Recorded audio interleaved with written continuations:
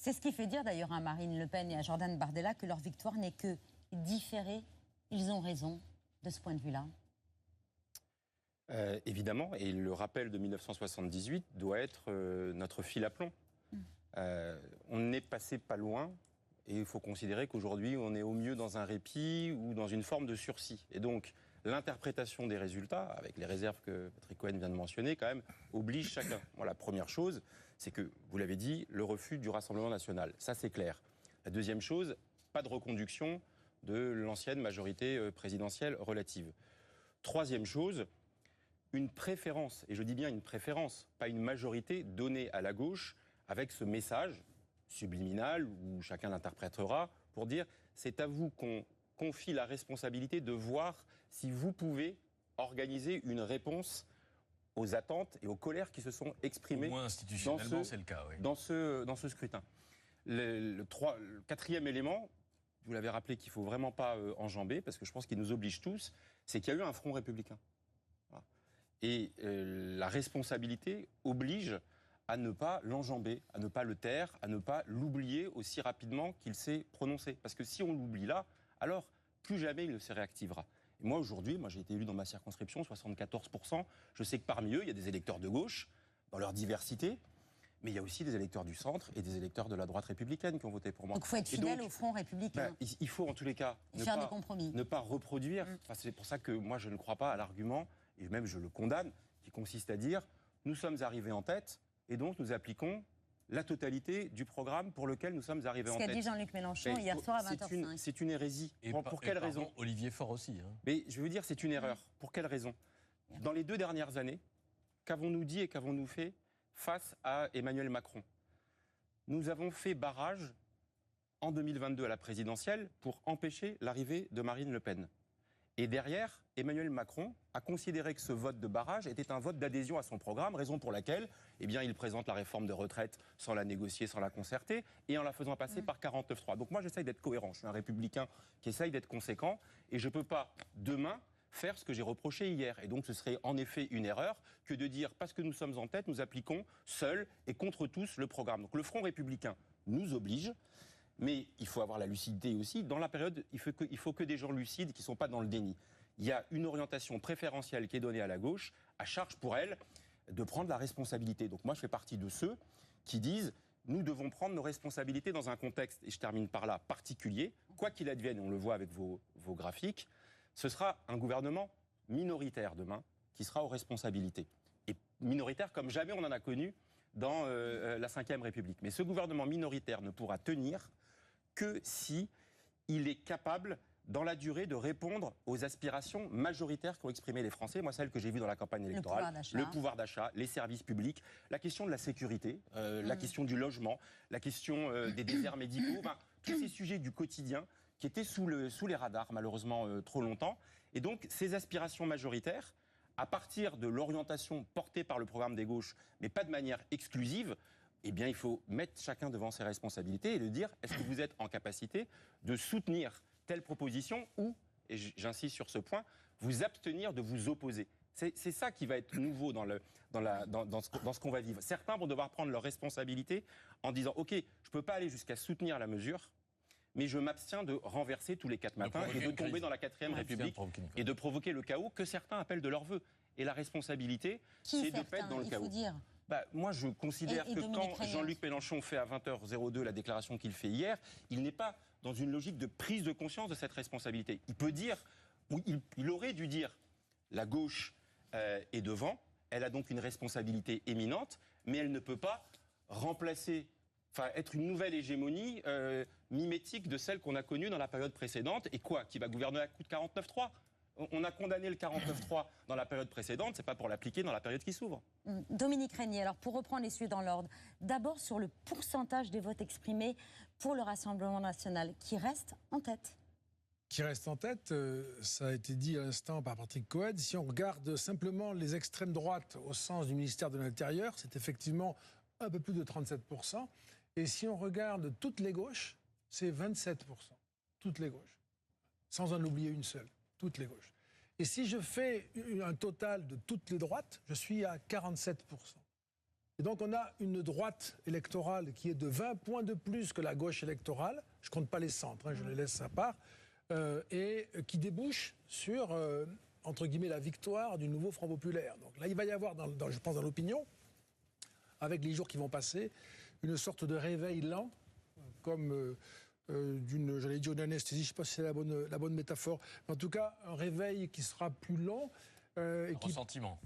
Qui peut être un ressentiment si les conditions dans lesquelles se met en place un gouvernement et des politiques publiques, parce qu'un gouvernement, ce sont des politiques publiques, sont de nature à les décevoir ou à ne pas les satisfaire.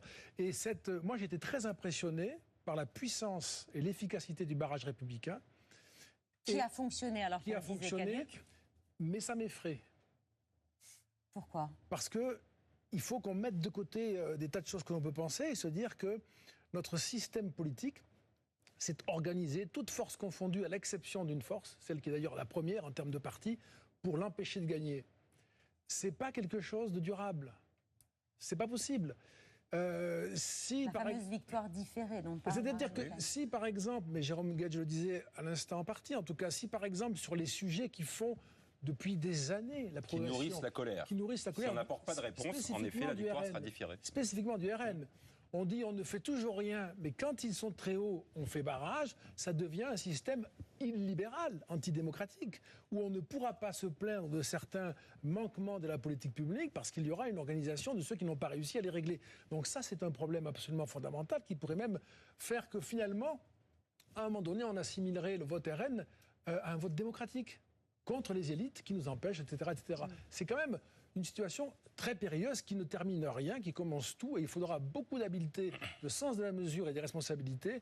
Je ne sais pas si on l'aura, excusez-moi de dire ça, à 2 ans de la présidentielle. Pardon, corriger, le système majoritaire a beaucoup de défauts, mais dans notre système, pour que quelqu'un accède au pouvoir, il faut qu'il y ait une majorité de citoyens qui consentent ou qui s'abstiennent. Ce ne sera pas le cas, là.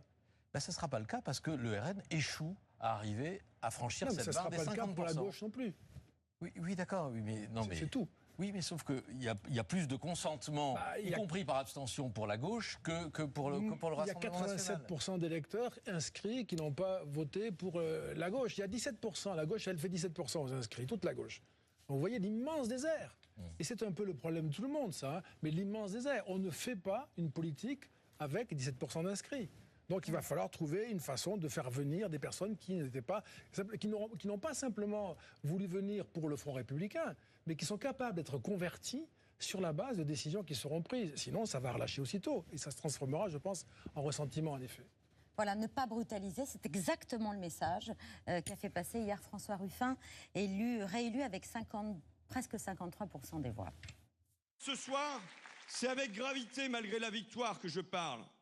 Ce soir, mon sentiment, c'est que les électeurs nous laissent une dernière chance pour la France.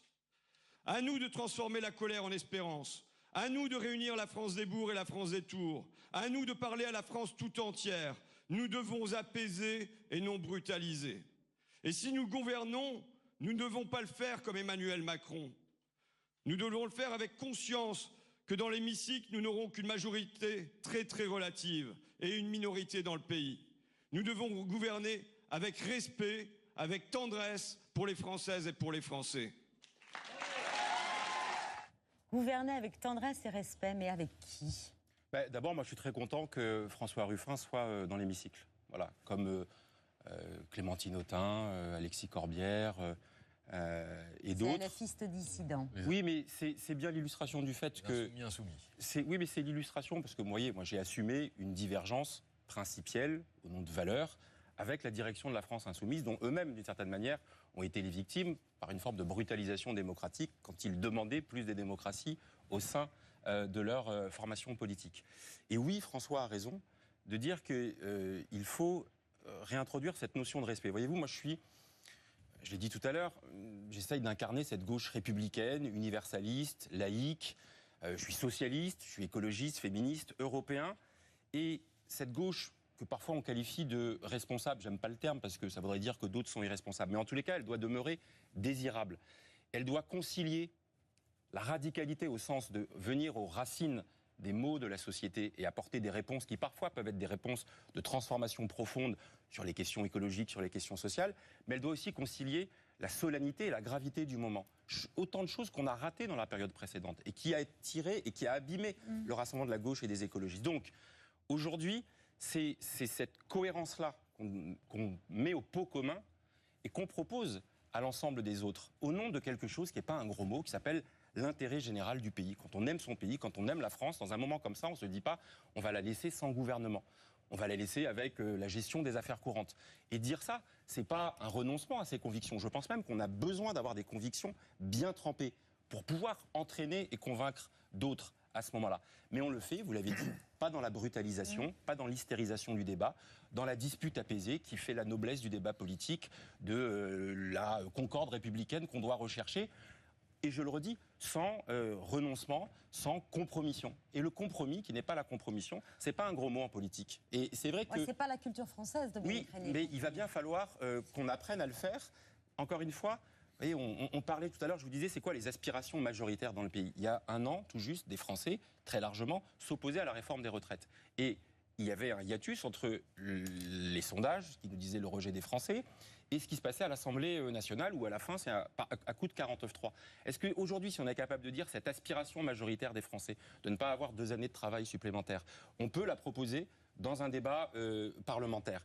Elle peut être votée par certains ou ne pas être refusée par d'autres. Eh bien, si on envoie ce signal-là, on a entendu une aspiration majoritaire, alors peut-être qu'on retissera des liens très facturés dans le rapport à la politique. Là, il y a des discussions qui ont commencé entre les leaders du nouveau Front populaire pour je sais pas. Désigner s'il y a un potentiel Premier ministre à Matignon. Mais on prend les choses par le mauvais bout. Exactement, il faut s'entendre d'abord sur les mesures avant de proposer un casting. Exactement. Oui, parce qu'on voit beaucoup d'additions et de listes de noms maintenant, et c'est naturel. Les additions, on a bien compris que ça ne marcherait pas. De toute façon, on arrivera à des niveaux qui seront maximum. Mais moi, ce qui me frappe, et c'est comme ça, on est tous dans ce mécanisme maintenant, ça doit modifier la culture politique de chacun des partis et de chacune des parties prenantes. Par exemple, il n'y a plus place pour des réformes en profondeur. Vous ne faites pas une réforme en profondeur avec 17% des inscrits, plus quelques amabilités à des élus modérés de l'autre bord qui ne vont pas vous embêter. Ça ne passera pas. Pourtant, nous avons des rendez-vous que chacun connaît. Moi, je prends juste un chiffre comme ça, on le connaît, 154 milliards de déficit. Qu'est-ce qu'on fait? La dette. On ne fait rien ou on réduit les dépenses, ou on se contente d'imaginer qu'on peut augmenter les impôts et répondre à ce déficit. 154 milliards, c'est à peu près 2 fois le revenu, l'impôt sur le revenu. Donc il faut y aller en imposition pour le combler comme ça. Et donc la question, elle est quand même de... Il suffit, pardon, de revenir sur une tout partie des allègements d'impôts décidés depuis 2017, dont l'effet sur l'économie, le fameux ruissellement, n'a pas été...